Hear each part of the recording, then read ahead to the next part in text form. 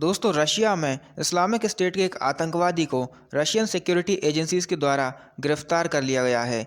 दोस्तों, इन एजेंसी ने क्लेम किया है कि ये एक सुसाइड बॉम्बर था जो इंडिया में धमाके की साजिश रच रहा था। उसका टारगेट रूलिंग पार्टी के लीडर्स थे। दोस्तों, रशिया की फेडरल सिक्योरिटी सर्विसेज ने आईएस के इस आतंकवादी का एक वीडियो भी शेयर किया है। इस वीडियो में ये टेररिस्ट भारत से बदला लेने की बात कह रहा है। उसने कहा, मैं वहाँ अटैक करने वाला था क्योंकि वहाँ पर प्रॉफिट मोहम्मद का अपमान किया गया था।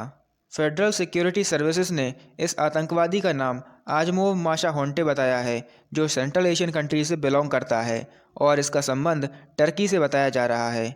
दोस्तों, बताया जा रहा है कि इस टेररिस्ट का आईएसआईएस के साथ में कॉन्टैक्ट सोशल मीडिया के थ्रू हुआ, जहां पर अक्सर ही टेलीग्राम पर इनकी बातचीत होती रहती थी।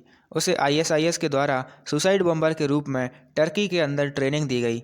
ट्रेनिंग कंप्लीट होने के बाद उसे रशिया भेजा गया, जिसके बाद वह रशिया से इंडिया आने वाला था और इंडिया में आकर एक बहुत बड़ा धमाका करता। लेकिन यहाँ पर मैं आपको बता दूँ कि इंडिया और रशिया के बीच में टेररिज्म को रोकने के लिए एक कॉपरेशन हुआ था, जिसके अंतर्गत रशिया के द्वारा इसको अपने देश के अंदर ही पकड़ लिया गया है और ये इंडिया नहीं आ पाया।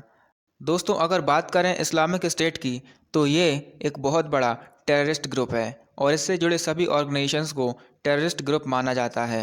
दोस्तों, आईएसआईएस अपनी विचारधारा को बढ़ाने के लिए इंटरनेट का इस्तेमाल करता है, जहां पर इंटरनेट के डेवलपमेंट के कारण ये लोगों को सोशल मीडिया के जरिए कांटेक्ट करता है और उसके ज़रिए उनका ब्रेन वॉश कर देता है और फिर उनके अंदर रेडिकलिज्म की भावना को डेवलप किया जाता है और उसके अंदर नफ़रत और आतंकवाद जैसी भावनाओं को बढ़ावा दिया जाता है। इस तरह से किसी व्यक्ति का ब्रेन वॉश करके उसके अंदर आतंकवाद की भावनाओं को भरकर उसे एक आतंकवादी बनाया जाता है, जिसके बाद उसे ऑनलाइन सोशल मीडिया के थ्रू ट्रेनिंग दी जाती है और उसके बाद फिर किसी भी देश में जाकर उसके थ्रू अटैक करवाया जाता है। तो इस तरह की पॉलिसी इस्लामिक स्टेट के द्वारा अपनाई जाती है और इसी का एग्ज़ाम्पल हमको यहाँ पर देखने को मिला है। दोस्तों, इसके टारगेट पर इंडिया के रूलिंग पार्टी के लीडर्स थे। इसका मतलब ये व्यक्ति कोई आम टेररिस्ट नहीं था और इसके पीछे एक बहुत बड़ी साजिश हो सकती है।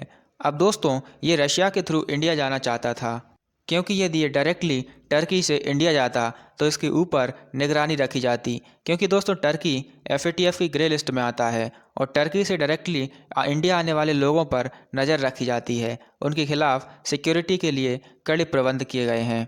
इसलिए इसको पहले टर्की से रशिया भेजा गया और उसके बाद इसको रशिया से इंडिया भेजा जाना था। लेकिन दोस्तों, यहाँ पर रशिया के द्वारा इसे अपने ही देश में अरेस्ट कर लिया गया है। तो एक बहुत बड़े आतंकवादी हमले को रशिया के द्वारा टाला गया है। फिलहाल आपका इसके बारे में क्या कहना है, कमेंट बॉक्स में ज़रूर बताइए। धन्यवाद।